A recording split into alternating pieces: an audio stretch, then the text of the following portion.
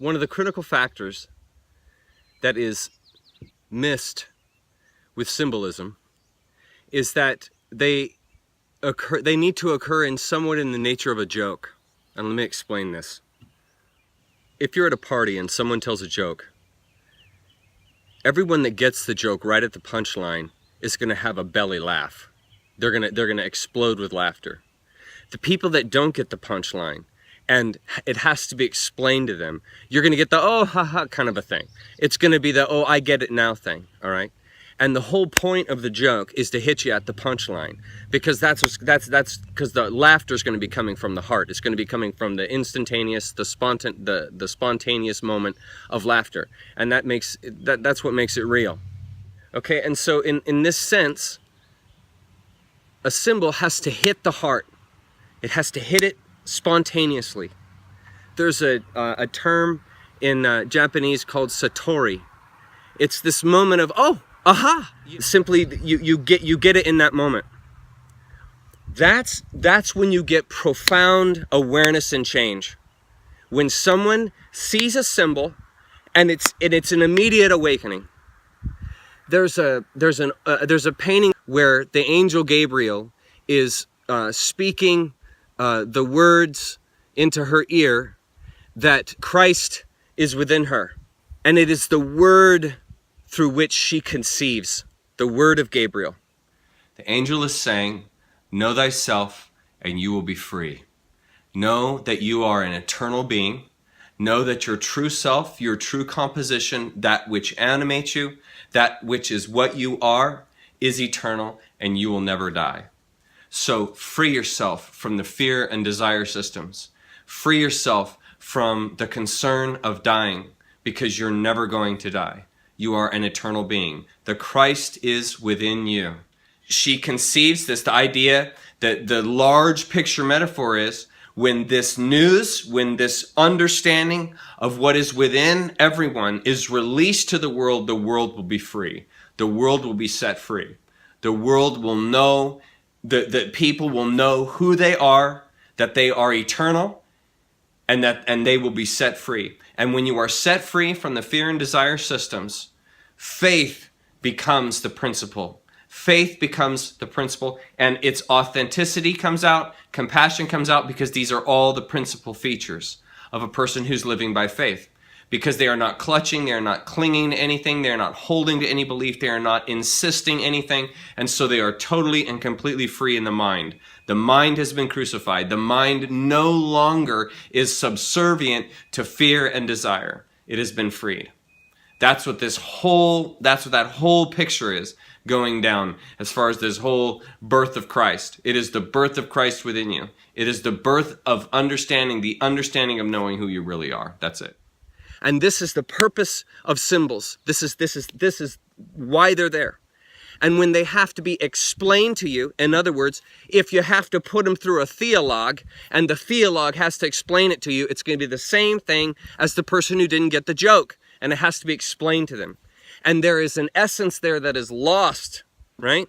And this is why belief is removing you from faith, because faith is the authentic spontaneity of knowingness, of knowing I must save that child from the bus.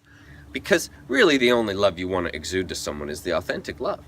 The one that is coming from within you. You don't want someone to love you because they have to. You don't want someone to love you because they're in fear of you. The last thing I would ever want my kids is for my kids to fear me.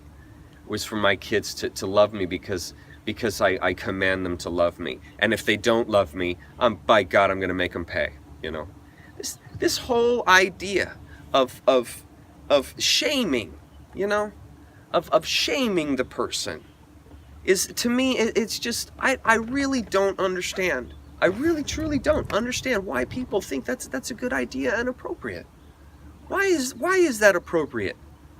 Why is it appropriate to make up this, to take this symbol, this beautiful symbol of the cross, this beautiful symbol of crucifying the psyche, of crucifying the mind, this gorgeous idea of having the heart becoming the rendering point of one's life? Why on earth is it a good idea to take that symbolism and associate it with this brutal murder of a man? And you should be the one getting what he got. You know, that's the idea. That's what it's taught. It's taught, and to me, it's like everybody's sugarcoating it when they're like, "Oh no, Chuck, it's all about grace." It's like you're just sugarcoating the thing, man. You've taken this symbol, this cross symbol, this incredibly gorgeous symbol, and you've turned it into the reminder of how bad your sins hurt God. You know, and then muscling in grace, muscling it in, you know, muscling it in by saying you the more guilty you feel, the more grace you get, you know, by putting grace into the whole thing, you're completely blaspheming the symbol and turning it into a material thing. Like, you need grace, you need forgiveness, because sin is the starting point. They've been pickpocketed. They've been enchanted. They've been entranced with this idea of sin and having to be atoned for it. And so people do not see the world as it is, because they have been, their mind has been compromised by a specific ontology. It has been tarnished with this idea of sin and needing to be atoned for it.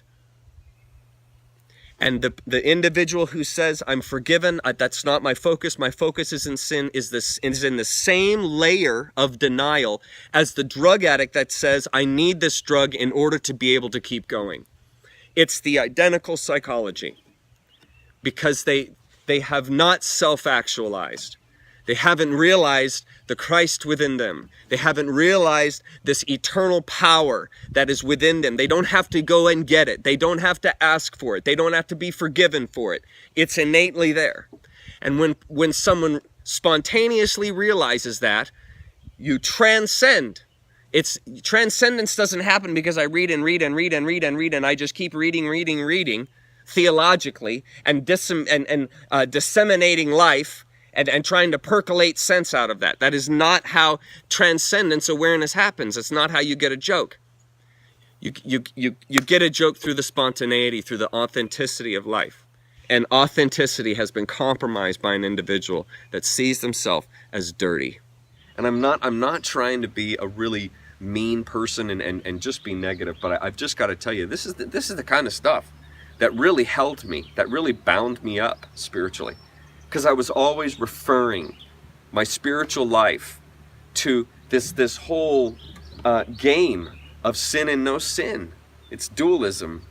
And it just stagnated me. That was my experience. It stagnated me. Some people, it's enough for them, you know? Some people are completely fine living in this life of dualism and living in this sin and no sin idea, and living in this idea they have to have grace and they have the exclusive knowledge and all these other people are all going to hell and they're all not gonna, they don't know, and they have this exclusive elitist idea and knowledge, and then to take that imperialistically and throwing it out. I mean, it's just to me, if that's satisfying to you, has that heart really transcended, you know? Or is life just, you know, life just about, you know, not looking at porn, not having an affair, not drinking too much, not taking drugs, voting for the right person into the office, you know, and living a quote-unquote clean life? Is that really? It's funny, you read about these prophets like Martin Luther, or these great people like Martin Luther, you know, and you read about this guy, and he is rolling around on the floor of the monastery in guilt and shame. And so yeah, he had to break through that, because it's insane. It's an insane, and any Protestant will tell you that that's crazy, and that's why they fully believe in what Martin Luther said. And I'm here to say, let's take it another step further, people.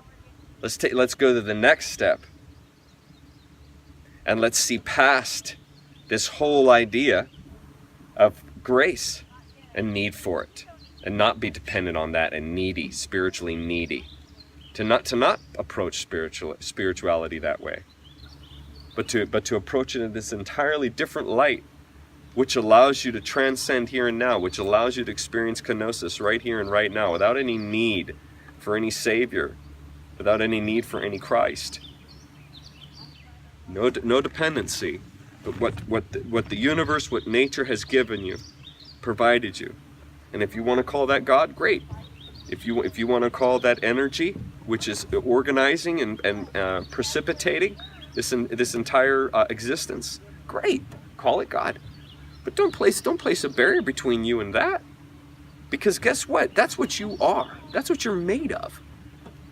You're made of that transcendence. You're composed. You're not made, I'm sorry. I really need to get rid of these old ways I used to talk. You're composed of this transcendence. That's your true identity, okay? Let's get right to it. That's your true identity. Your true identity is transcendence. You are a spiritual, whatever, something that is having a material experience for many, many reasons we all could argue. But the only way you're going to find understanding is if you know who you are. You know, the Hindus ask you, who am I? This is a big discipline. Am I this body? Look up at the ceiling. You can say the lights, plural, are on, or you can say the light is on. These are two ways of saying exactly the same thing. The lights are on is accenting the individual vehicle, the bulb. And the light is on is accenting the general light. But there are two ways of saying exactly the same thing. Now in Japan, the accent on the individual thing is called the jihokai, or the individual realm. And the accent on the general is called the rihokai, the general realm. And there's a little saying, ji, ri, mu, ge, individual, general, no obstruction, no difference. So when one light breaks, the superintendent of buildings and grounds doesn't come in and say, oh, I was particularly fond of that bulb. That was the important one. This is a calamity. Takes it out, puts another bulb in. What is important? It is the light, not the vehicle. And I said, now I look down at all your heads, and of what are these the vehicles? They are the vehicles of consciousness. So which are you? Are you the head or are you the consciousness? With what do you identify yourself? With the vehicle or with what is carried? And if you can identify yourself with what is carried, namely consciousness, that's the consciousness that's in all the bulbs. And so you are identifying yourself with that which is the unifying principle. And that's what the person identified himself with who went to save another person spontaneously. These are two approaches to the realization that the separateness is secondary. And the separateness is a function of the experience within time and space. And that's the basis of Kant's Critique of Pure Reason, Part 1, Transcendental Aesthetic. And what he called the thing in itself, the Ding an sich, is no thing, because to be a thing, you have to be in time and space. So we're beyond all time and space. And that's our true being. Life is suffering. Life is agony. That can't be avoided because you are aware of the spirit. You are a conscious being because you have a consciousness level which understands these deeper principles. And so life is agony. It is suffering. All life is a fire. And so the point of the cross is to release you from that by living a life of faith, by no longer concerning yourself with dualism. It's freeing yourself to become, in other words, to be able to be in the material world, but not be of the material world. It's this funny little twist that Christianity has put on it by putting this guilt into it, and you're constantly stumbling on that because you can't transcend into these deeper principles that these symbols are pointing to, because you're always stumbling over this thing that you have to deal with called guilt. Even if you say that grace has absolved you of that and all that, you're still underneath that premise. It's like a hidden virus inside of you. And so these deeper principles, as I throw them at you, it's hard for you to get it because you're always stumbling when I say something saying the Christ within you and you're not talking about this man on the cross, you're immediately stumbling like, wait, there's sin involved here. And so there's this tendency psychologically to block it out because you're deathly afraid of the implications of what I'm saying. And I'm not trying to threaten. I'm simply saying that I'm telling you how your mind is working because it's exactly how my mind worked when I was faced with these things. And I was a dyed-to-the-wool Christian. Dyed to the wool. And so that's why when I said earlier in the videos early on, Christians can't be wrong. They can't be wrong. And so they will do anything necessary to take what I'm saying and put it away.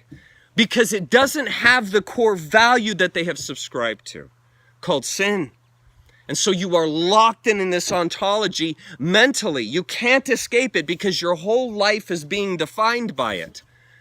And it's scary as hell to do what Jonah did, and that is to jump right into the void, right into where you've been told your whole life, don't go there. Because a life of sin awaits you. Because nothing's going to be holding you to the fire. If Christianity is the only thing that's keeping you from sinning, then by God, the Christianity hasn't even affected your heart yet. If you are always identifying yourself as this sinful creature, or this sinful creature that's now saved by grace, that's always the level point. So there's no identity found there. Because as long as you are depending on something to know who you are, it's secondary. That dependence is secondary. The dependence of having to go through Christ to identify with God, the true nature within you. This is putting klesha, debris, in the spiritual world, into the world that is beyond duality. And that's why it never stops. That's why the Christian is doing this forever and ever. They always have to go to that Good Friday service, or they always are thinking about Jesus dying on that cross once a year, and they always, every Christmas, are thinking about Jesus being born and coming into the world to saving them. You're always locked into that rhythm. And it's comforting and nice because that's what everyone does. And it's not comfortable to go against the crowd. But that's what Luther did, that's what Jesus did, that's what Halaj did, that's what all the great people that made an influence and impact in the world did. Because they saw through the complacency. They saw through the objectivity.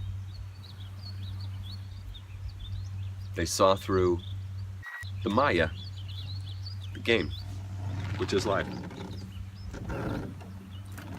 The virgin birth is the birth of the heart. That's what the virgin birth is. The virgin birth happens automatically when the symbols open the heart. And there's no need for any kind of biological measures here. There's none of this historical record that's necessary. This is a direct reference to your own self waking to the Christ that is within you. That's exactly what the virgin birth is. The problem here in Western interpretation of these matters, we have the Aristotelian accent on rational thinking, and we have the biblical aspect on the ethnic reference of the mythic symbol. These two pin us down to the world of facts and rational cogitation. Those are exactly what have to be transcended. They have to be rendered transparent and not opaque. And the experience of that, the experience of kenosis, people actually experience. That's why it's real. That's why that symbol exists. And it by placing it into this idea that it's the birth of Jesus to come and save you, you're going to completely miss what I just said, and you'll never even think of it that way.